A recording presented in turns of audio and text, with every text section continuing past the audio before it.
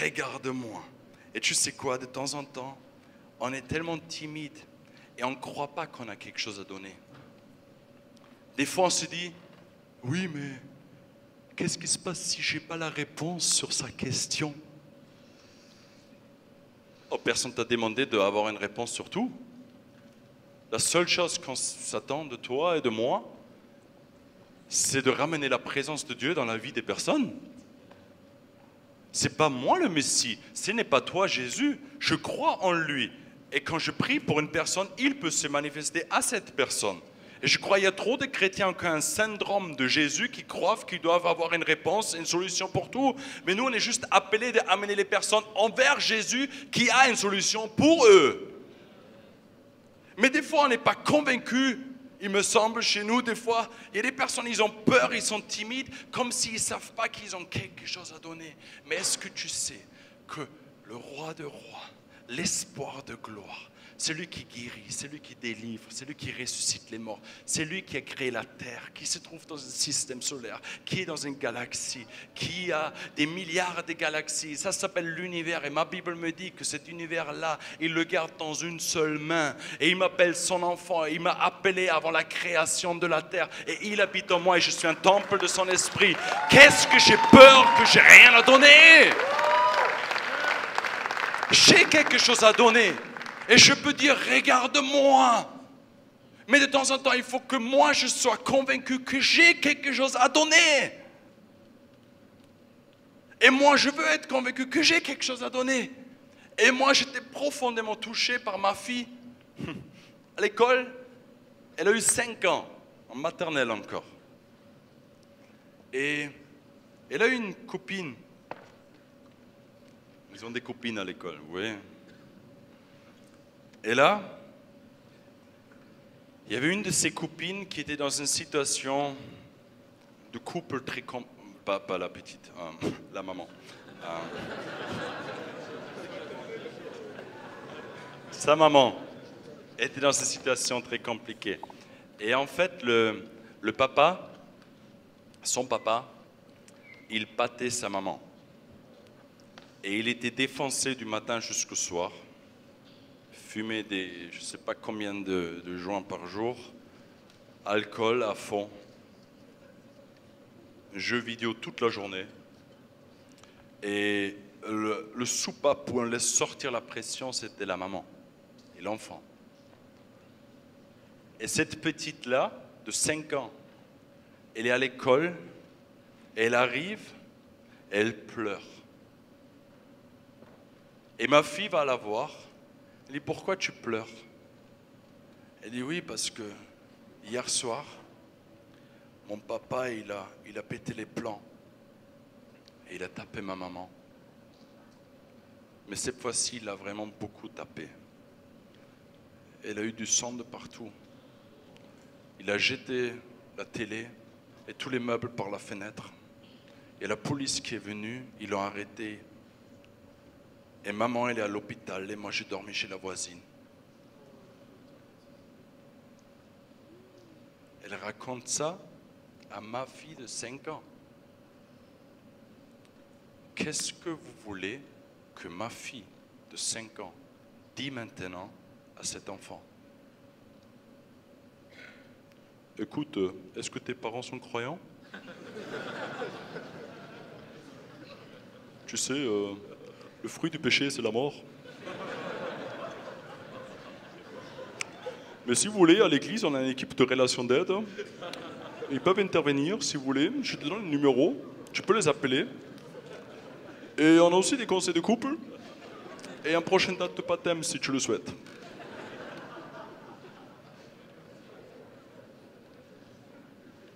Ma fille n'avait aucune réponse à ces problèmes-là. Mais rien. Elle a 5 ans. Elle ne connaît pas ça. Mais elle savait une chose. Elle a Jésus. Et vous savez ce qu'elle a fait? Elle a dit, est-ce que je peux prier pour toi? Et à l'école, elle a prié pour elle. 2 jours après, sa maman est rentrée de l'hôpital. Et la petite fille elle a raconté à sa maman que Rebecca, elle a prié pour elle à l'école. Du coup, la mère, elle est venue voir ma femme. Elle a dit, qu'est-ce que votre fille, elle a fait? Ma femme, elle dit, mais je ne sais pas.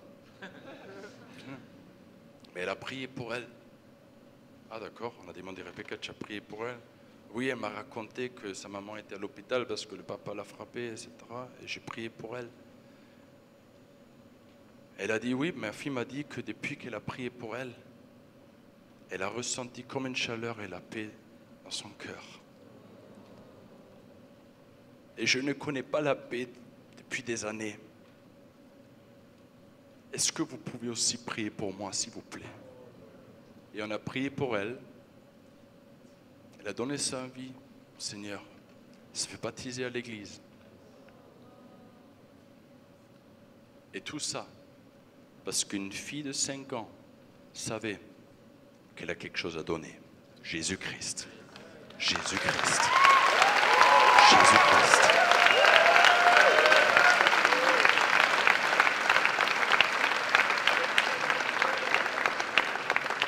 La Bible nous dit, devenez comme des enfants. On est éduqué d'une manière intellectuelle qu'on doit avoir une réponse intellectuelle à tous les problèmes de cette planète. Mais tu sais quoi? Quand j'invite Jésus dans une situation, est la meilleure des solutions qui existent. Et on a fait quelque chose chez nous à Marseille.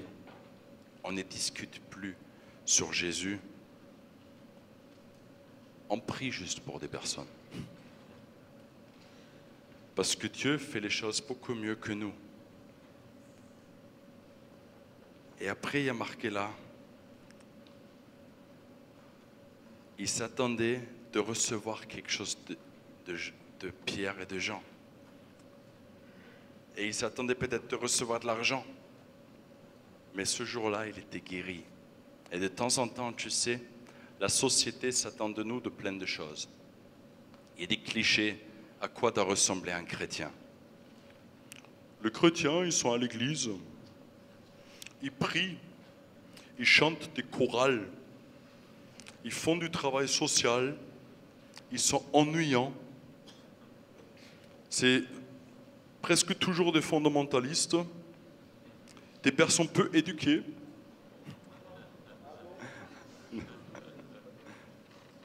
Souvent, il y a des clichés qui sortent contre nous, les chrétiens. Et j'aimerais te dire une chose. Je m'en fous royalement ce que le monde s'attend de moi. Moi, je sais ce que moi j'ai à donner. Et je ne veux pas juste accomplir l'attente de quelqu'un parce que je suis un bon chrétien, je dois faire ça. Combien de fois je l'entends ça à l'école? Eh bien, si tu es un bon chrétien, hein, tu dois le faire. Hein. Ça n'existe pas bon chrétien, soit tu es chrétien, soit tu n'es pas chrétien, voilà. Et je sais ce que je dois faire en tant que chrétien. Et je crois que c'est tellement important qu'on ne devient pas victime des attentes des personnes autour de nous, mais qu'on donne ce qu'on a à donner, Jésus-Christ. Et je ne suis pas contre le travail social. Je ne suis pas contre toutes sortes d'œuvres, de ministères qui existent dans plein d'églises. Nous-mêmes à l'église, on a une œuvre sociale et on nourrit par semaine 600 personnes avec nourriture et vêtements. Je ne suis pas du tout contre ça. Par contre, je ne veux pas me cacher derrière ça pour ne plus annoncer Jésus-Christ. Mais la base de tout doit être que je vais partager Jésus-Christ. Et là, à ce moment-là, cet homme-là, il s'attend de recevoir de l'argent, mais il reçoit d'autres choses. Et là, Pierre, il est là. Et je suis sûr, à ce moment-là, il a stressé quand même un peu parce que chacun de nous, on a la même question. Qu'est-ce qui se passe s'il n'y a rien qui se passe, hein? Et là, il dit, dans le nom de Jésus-Christ de Nazareth, lève-toi. Tu vois, des fois, on fait des prières, genre, ouais, dans le nom de Jésus, vas-y. Et quand c'est déjà un peu plus important, on dit, dans le nom de Jésus-Christ. Et quand c'est vraiment chaud, dans le nom de Jésus-Christ de Nazareth, et pas de Bethléem ou je ne sais pas d'où. Mais celui-là, la formule magique, quoi. Et Pierre, il y a quelqu'un qui trouve ça très drôle. Et Pierre,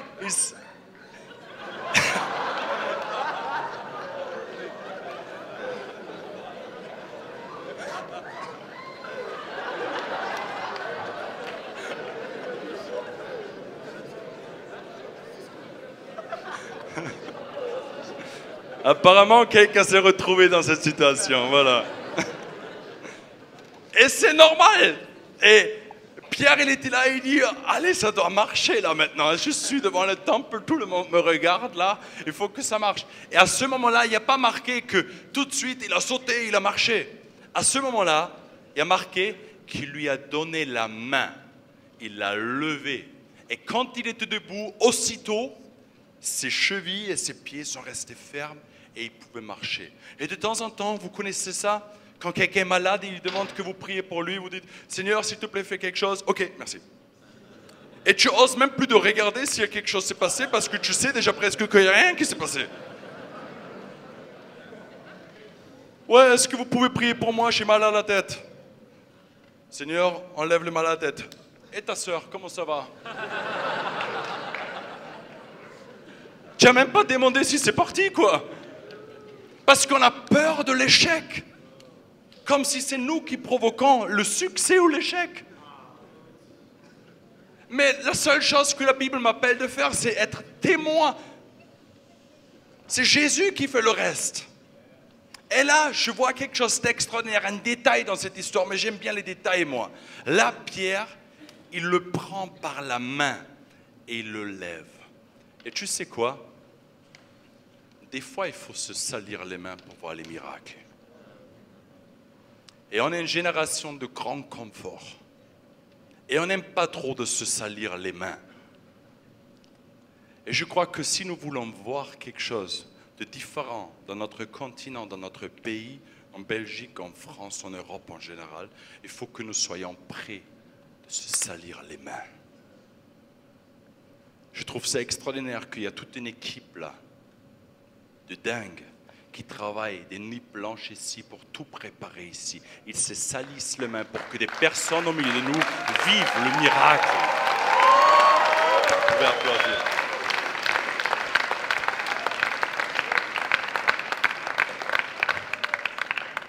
C'est parce qu'il y a des hommes et des femmes qui sont prêts de prendre d'autres personnes à la main et de le lever que le miracle se passe. Et de temps en temps, on souhaite que le miracle est avant l'effort. Mais ça nous demande toujours un pas de foi, de proclamer quelque chose et de faire quelque chose. Et après, Dieu confirme ce que nous avons fait.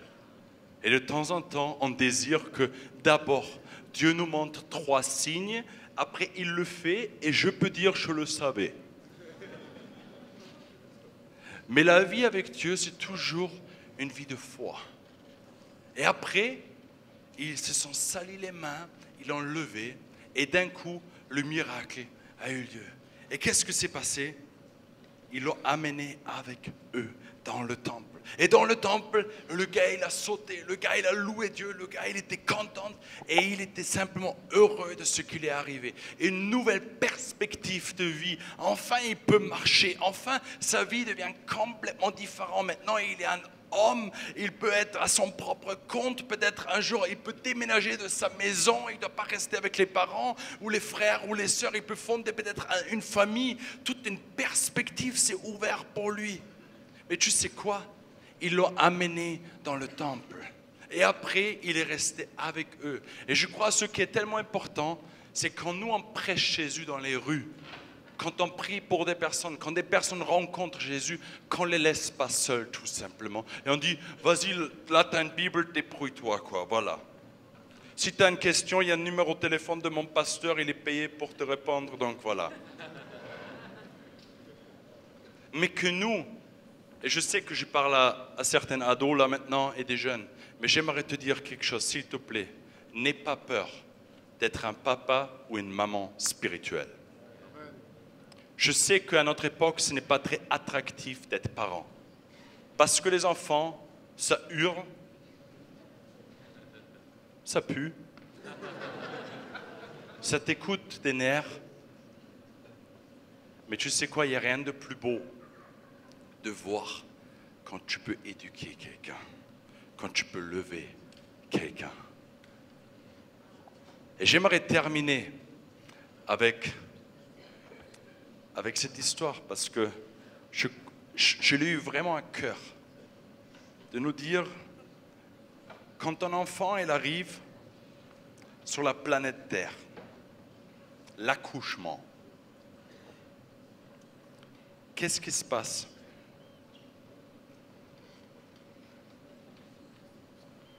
Un bébé vient dans une famille. Et là, les parents ils disent, ok, bienvenue. Alors, on t'explique les règles de la maison. Le frigo se trouve là-bas. La micro-ondes, elle est là-bas. Ça serait bien qu'à 19h, tu es au lit, parce que nous aussi, on veut passer encore un moment ensemble avec papa. Hein? Et le matin, s'il te plaît, pas avant 6h. Et si tu as besoin de quelque chose, tu nous fais savoir. Et on se respecte. Quand quelqu'un parle, on se tait, on attend qu'il a fini de parler, et après, tu peux parler. D'accord ? Et s'il te plaît, ne mange pas que des sucreries, mais mange équilibré, c'est important. Et deviens un bon citoyen. Je crois que quelqu'un qui est comme ça, avec un nouveau-né, c'est un psychopathe. Si tu croyais que c'est comme ça que ça se passe, désolé d'avoir détruit ton rêve ce soir. Mais un bébé, quand elle arrive dans le monde d'une famille, elle bouscule tout. Et je te le promets, j'en ai 4, tout. Au début, tu ne dors pas tes nuits. Si toi, tu veux parler ou pas, le bébé s'en fout, il a faim, il hurle. Voilà. Et toute l'attention est tournée vers ce nouveau-né. On ne peut pas les laisser seuls et dire le frigo est là-bas. Il faut l'amener et il faut lui donner à manger. Il faut apprendre comment manger plus tard. On fait à manger pour l'enfant. On l'éduque quoi faire. On lui montre comment les choses se passent. On lui apprend de marcher, de lire, etc. Toutes les choses qu'on apprend en tant qu'enfant. Et vous savez quoi? Dans la vie spirituelle, c'est exactement la même chose. De temps en temps, il y a des personnes qui trouvent la foi. Alléluia. Et après, ils viennent à l'église même. Et après, on leur donne une Bible. Et 3 ans plus tard, ils sont devenus un peu bizarres. Et on se demande, mais pourquoi ils sont devenus bizarres? Et ma question est juste, qui s'est occupé d'eux? J'aimerais te lancer un défi, peu importe quel est ton âge. Si nous voulons voir un changement dans notre génération et dans nos églises, c'est que toi et moi, on prend notre responsabilité de prêcher Jésus, de se salir les mains, de prendre les personnes avec nous et de s'occuper d'eux. Tu dis, mais comment je l'ai fait? Comment? Très simple. Partage ce que toi-même tu as vécu.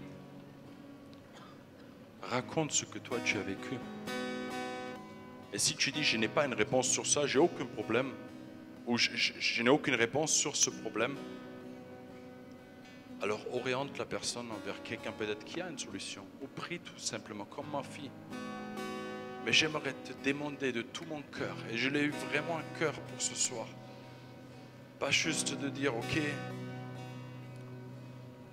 on veut changer notre génération, oui c'est ce qu'on veut, mais c'est ce qu'on désire profondément.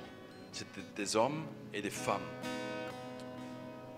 qui ne se cachent pas juste derrière des prospectus d'église, qui ne se cachent pas juste derrière un programme qui est organisé par je ne sais pas qui ne se cachent pas derrière les activités, qui ne se cachent pas derrière le titre, qui ne se cachent pas derrière le non-titre, mais qui partagent Jésus et Jésus seul. Mais vous recevrez une puissance. Acte 1, verset 8. Et vous serez mes témoins. Et tu sais quoi? Ça m'enlève toute pression. Il n'y a pas marqué, vous serez mes avocats. Des fois, tu rencontres des chrétiens, ils veulent être les avocats de l'Éternel. Oh, quelqu'un a parlé mal de Dieu, alors je dois le défendre maintenant. Tu sais, Dieu peut se défendre tout seul. On a des gars qui veulent être des bodyguards de l'Éternel. On a eu un gars à l'église, il est venu me voir, il a dit, pasteur, j'ai un projet. Je lui ai dit, c'est quoi ton projet? Il dit, j'ai acheté des cagoules.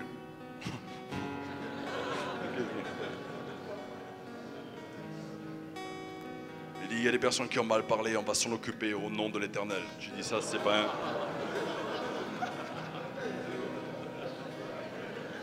Dieu n'a pas besoin des vigiles.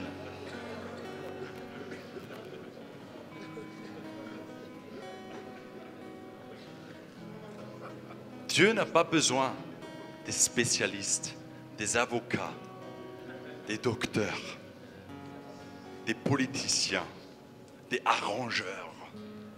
La seule chose que Dieu nous demande d'être, c'est d'être ses témoins. Ça veut dire de raconter et de partager et de témoigner de ce que nous-mêmes, on a vécu. Ce que toi-même, tu as vécu. Et rien d'autre. Même pas ce que les autres, ils ont vécu. Mais ce que toi-même, tu as vécu. Comme ma fille, Rebecca. Elle n'avait aucune réponse sur ce problème. Mais elle savait que peut-être si elle invite Jésus maintenant, il y a une solution. Et ça a sauvé cette fille et sa mère. Et j'aimerais t'encourager, s'il te plaît, je te demande de tout mon cœur, partage Jésus. Que Jésus soit le message de ta vie. Ne rate pas l'essentiel. La vie n'est pas un jeu. La vie en tant que chrétien n'est pas juste un loisir. La vie en tant que chrétien est réelle. Et la vie un jour, elle finira. Et le ciel est une réalité. Et l'enfer est une réalité. Et des fois, on l'oublie tout simplement. Mais je ne veux pas être là à la fin de mes jours et me dire si j'aurais plus de temps, j'aurais fait les choses différemment. La seule chose que je désire quand je suis devant Dieu, c'est qu'il me dise bien fait, serviteur fidèle. Je ne veux pas accomplir les attentes des non-croyants. Je ne veux pas accomplir les attentes des chrétiens. Je veux accomplir les attentes de mon Père et l'amener là où il m'a appelé d'être. Partager Jésus là où je suis. Et j'aimerais t'encourager, si toi tu dis, moi aussi, je ne veux pas me perdre dans des choses qui sont passagères. Mais aujourd'hui, je vais prendre la décision, ma vie doit refléter une seule chose, c'est Jésus-Christ. Alors je te demande qu'on se lève peut-être ensemble et que tu dis, Seigneur, l'histoire de ma vie, le message de ma vie, c'est ton nom. C'est pas le mien. C'est pas mon ministère. C'est pas mon titre. C'est pas ma position. C'est pas mon église. Mais c'est Jésus et Jésus seul. Et je veux le partager là où je suis. Je veux témoigner là où je suis. Et vous savez quoi? 12 hommes qui ont dit tout pour le royaume ont changé l'histoire de l'humanité. On est combien ici? 500? Hein? 683. Peut-être pas là maintenant, mais en total. Ok. Bon, on est plus que 12, on est d'accord, ok? Si 12 peuvent changer le monde juste parce qu'ils ont un seul désir, Jésus et Jésus seul.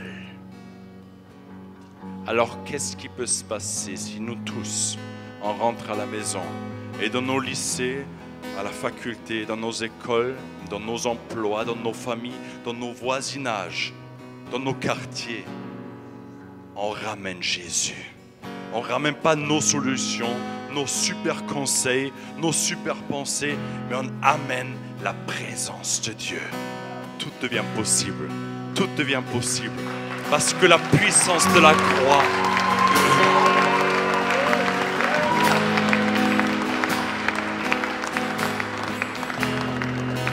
Et j'aimerais prendre un moment tout simplement qu'on déclare le nom de Jésus. Et je t'encourage que toi-même, avec tes propres mots, tu exprimes à Dieu à quoi tu veux t'engager. Et je te demande que tu fermes tes yeux maintenant.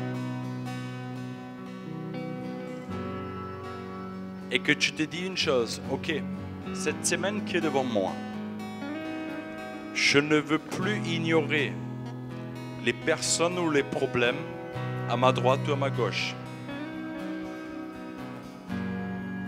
Mais si Dieu m'appelle, j'aimerais fixer mes yeux sur eux. J'aimerais leur dire, regarde-moi. Et j'aimerais leur donner quelque chose de la part du Père Céleste. Si c'est une guérison, si c'est la paix surnaturelle, si c'est d'autres choses, peu importe.